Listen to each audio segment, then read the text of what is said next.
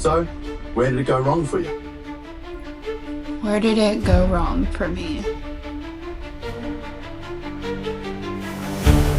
When I thought that I could outdo him.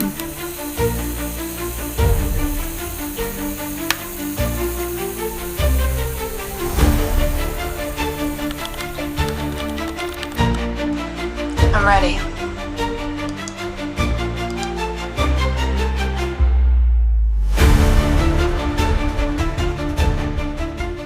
I had been raised in church and had grown to know this God in the sky that is the creator, that is all-knowing, intentional, master of the details, creates everything and it is considered perfect. Yet I looked around and nothing seemed perfect. Nothing looked like the good plans that the Bible said he had for me. So I thought that I could do better. I thought that the plans I made would be better, because at least I would know what I liked.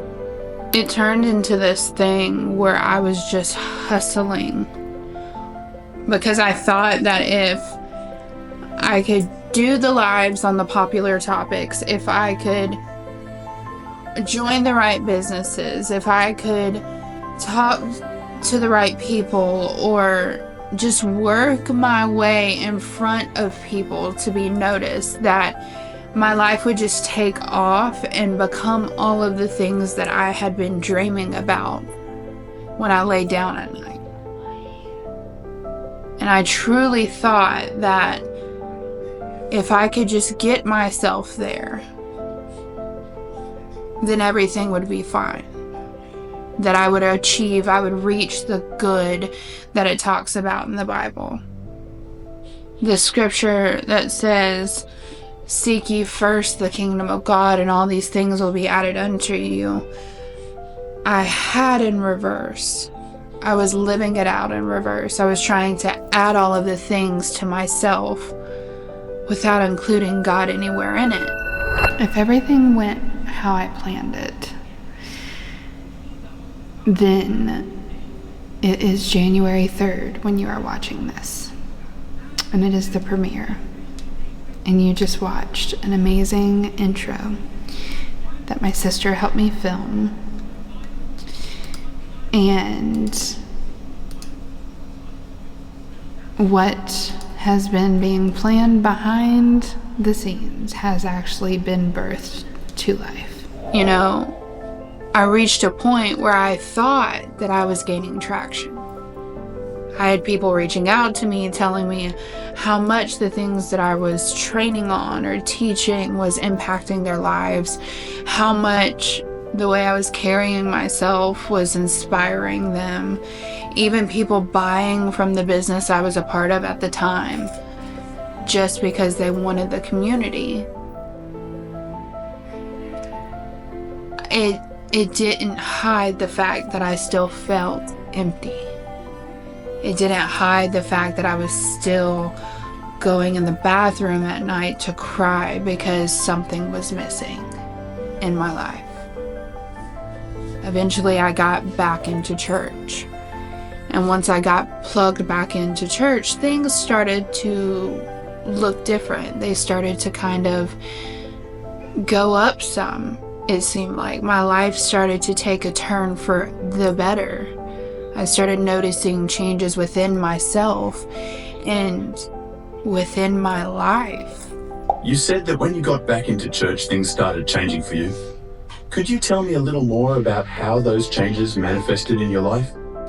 I began to notice a change in the way that I would think, which now that I'm more seasoned and I've walked through it more, I'm understanding that it was really God changing my heart in the process. I started being more sensitive to my surroundings. I started crying, which may sound silly to some, but to me crying was always a weakness, and it was something that I would only do in solitude. because I didn't want to look weak to other people. I didn't want to look like I didn't have it all together. I didn't want to look like I was just an emotional mess. So I started crying. I started seeing things that would really pull at my heart and tug at my heart. And I started experiencing emotions that I had never experienced before. And I realized that I wasn't just becoming weak, I was getting softer, but with this softness was a strength that was building there. Wow, you've shared some interesting examples of change that seems to have had a positive impact on your day-to-day life. However, I can't help but ask, what was the rock bottom moment? What did that look like for you? I remember sitting at my desk, and I was looking out the window because I have a window right by my desk, and I was just crying, and I was talking to God, and I was telling him, you are the creator. Like, you created everything, the galaxies, the trees, the water, the animals in the water. You know how many hairs are on my head. You are all-knowing. You are everywhere at once. You are this big, massive God. And I have learned that you are a good God. The word that you left behind for us, this Bible, teaches me that you are a good God. So if you are the good God that I believe that you are, and that I have learned that you are through your word, then I have to beg the question. I have to press the matter of, if you are a great God, then that means you create great things, which then means that you created me for something greater than this.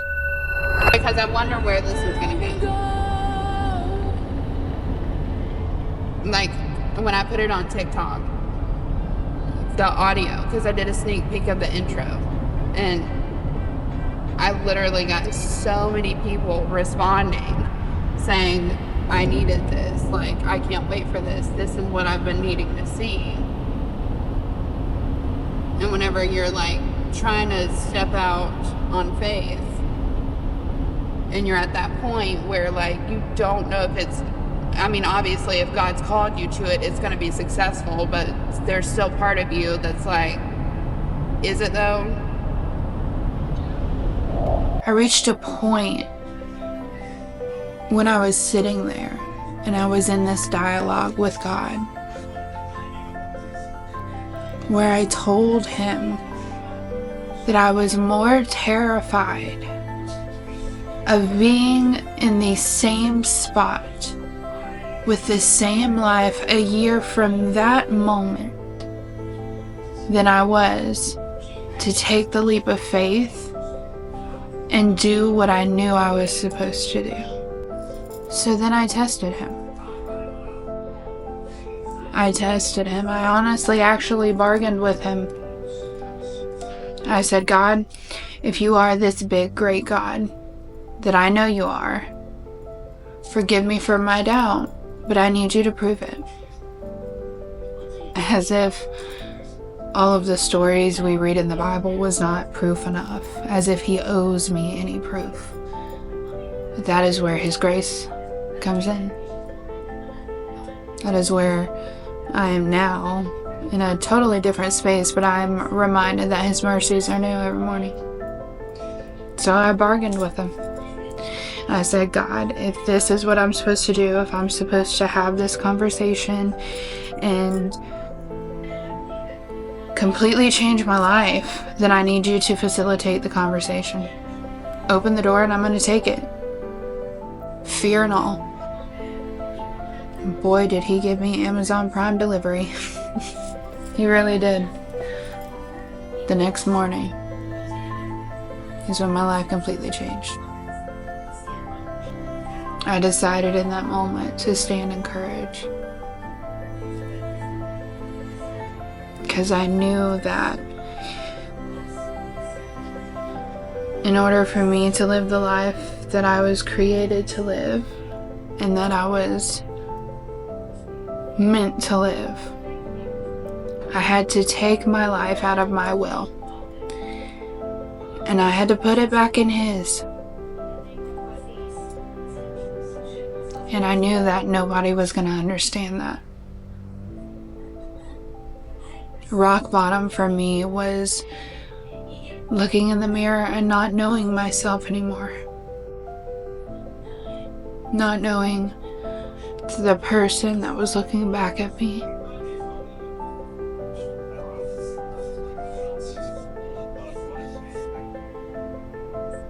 Not knowing the sound of my own laughter or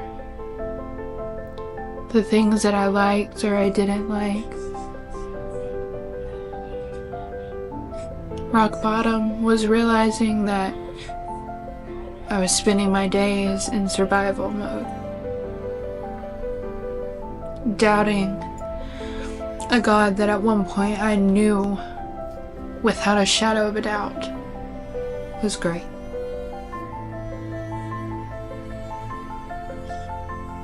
That was rock bottom for me.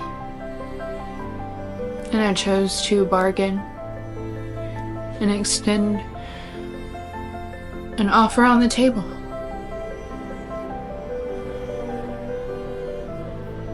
To tell God that if He would open the door, that I would walk through it, and that I would let Him be Lord over my life again.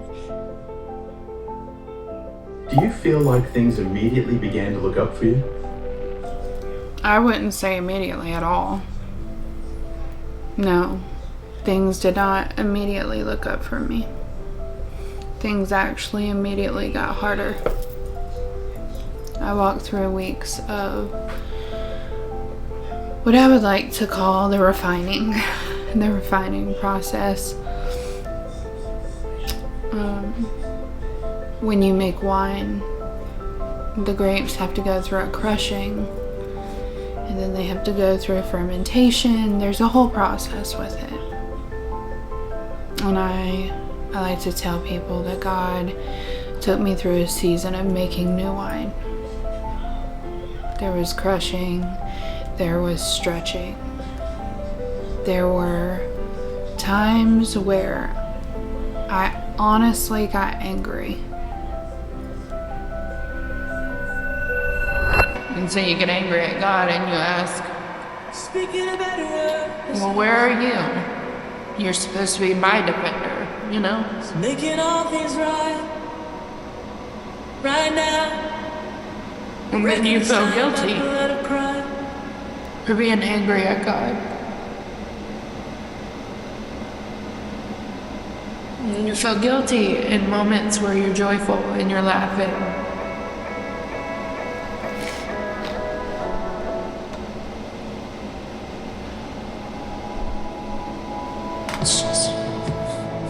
It's a lot to carry. It's a lot to carry.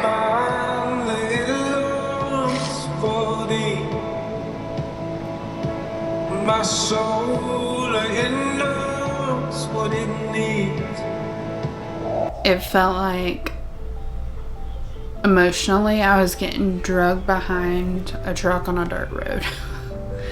It was such a trying time.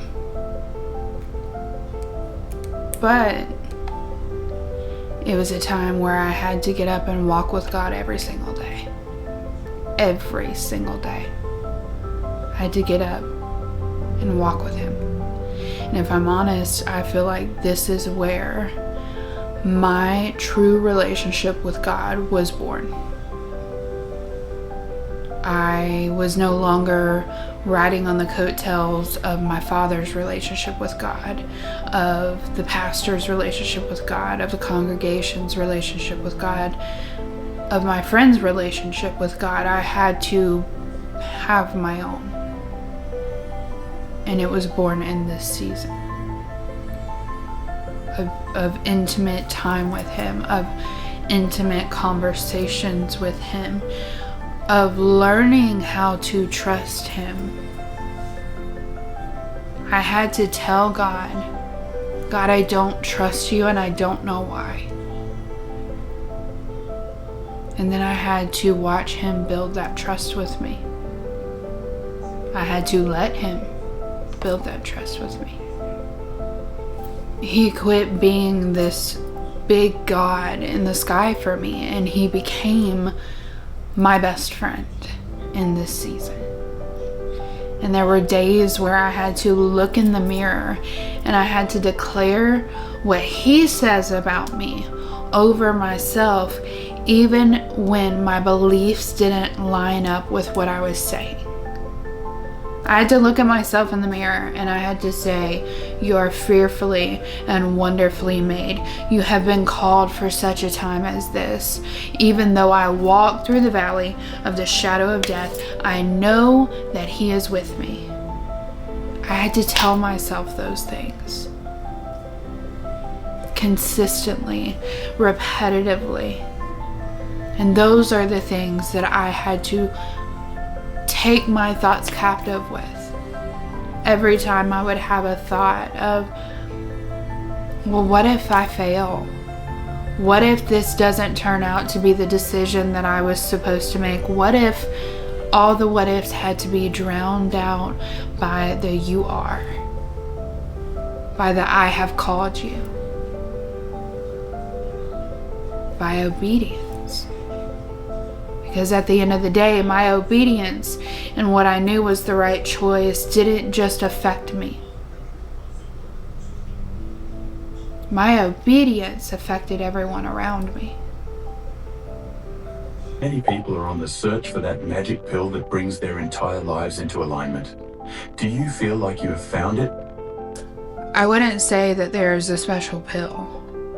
You see, I was actually trying to live a Christ-like life without including Christ in it at all. And He chose to use my separation as a building point of a private, intimate relationship with Him. But really, I realized He was actually using the separation to highlight the parts of me that I was still withholding from Him. Parts of me that He wanted to go in and be the doctor of and to heal. I would pray before the tough conversations. I would pray after the hard conversations. I would walk through my house with worship music playing all of the time from the moment I woke up until I went to sleep. Even whenever I was doing my job, even whenever I was in the bathroom, there was always worship music playing, and I was always in a state of worship. I was always praising Him for the things that He was doing, even if I couldn't see it yet.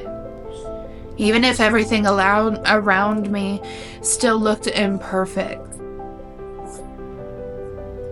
I chose to praise Him anyways.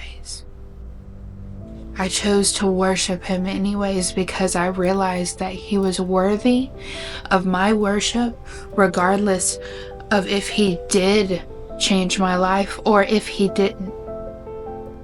But then I reached a moment where you could almost say the second shoe dropped.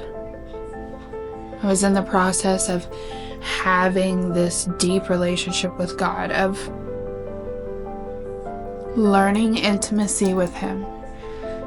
Every single day, it was not just a Sunday kind of faith, but it was on Monday and Tuesday and Wednesday and Thursday, and Friday and Saturday and Sunday. And I had gotten deeply plugged into the church and was really having connections and felt myself coming alive again. I felt myself getting my worship back after years of dormancy. Unexpectedly, the doors to the church closed. And although they may have had reasons that made sense to them, I, as many, was left wondering what now? Because I was I'd grown up my entire life serving in a church, and then I'm walking through this season of separation, and I finally come back to the church after I had ran for so long from it. I had began to enjoy serving and the people I was serving with and the relationships that I was building, and all in a matter of a second, it was gone. Sure, I still had relationships. Things just weren't the same. They weren't like they were. And I can see now, in hindsight, that God was in all of it. That it was all part of the weeding out process. And that He was soon to take some of those relationships that I cherished so much and use them to teach me and open my eyes.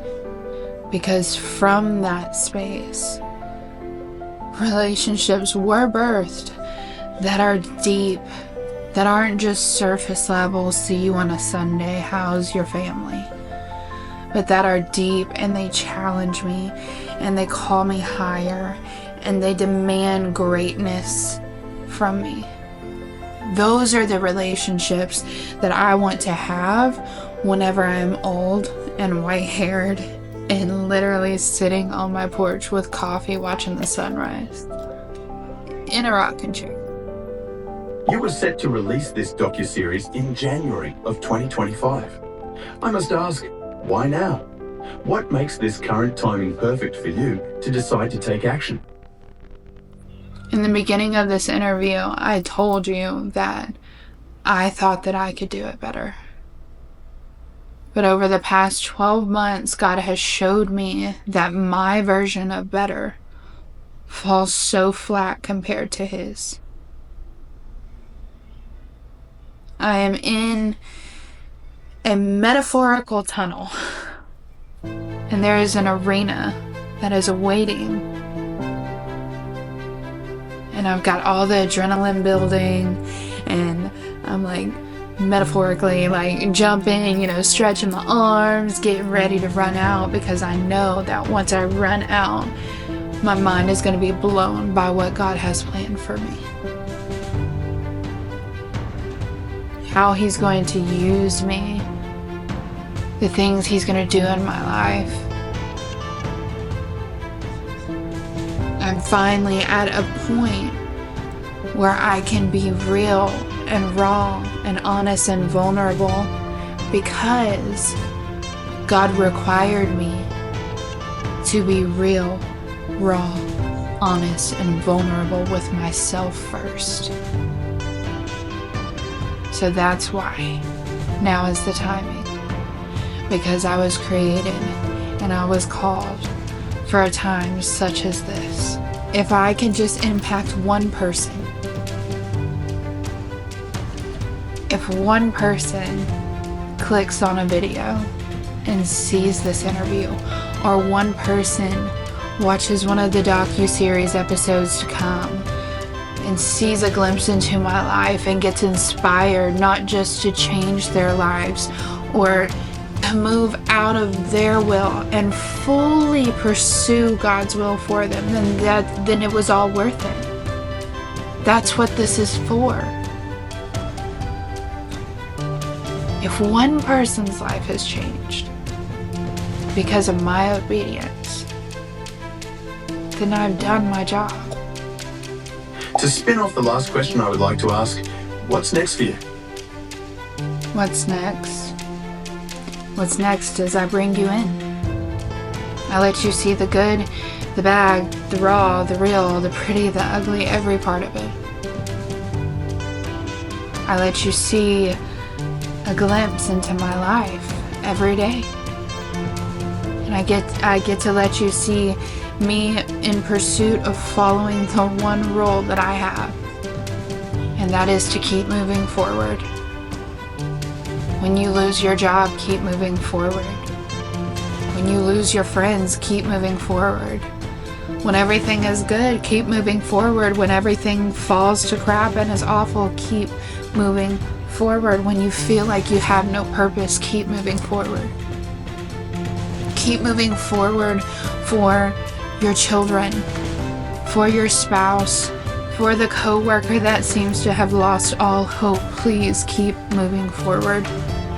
Keep moving forward in pursuit of His will over your own.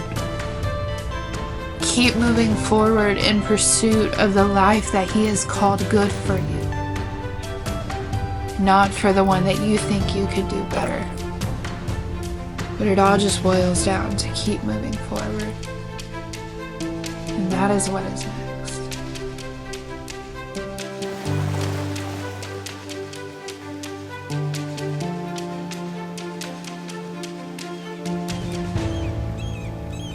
Life doesn't always go as planned.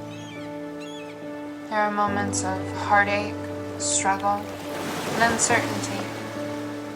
But in every season, God invites us to move forward, to trust that the path He's guiding us on is always leading to something greater. I'm Mercedes, and I'm learning what it means to move forward with God, to trust God's plan and to embrace my true purpose and discover who I am. But this is not just my story. It's our story.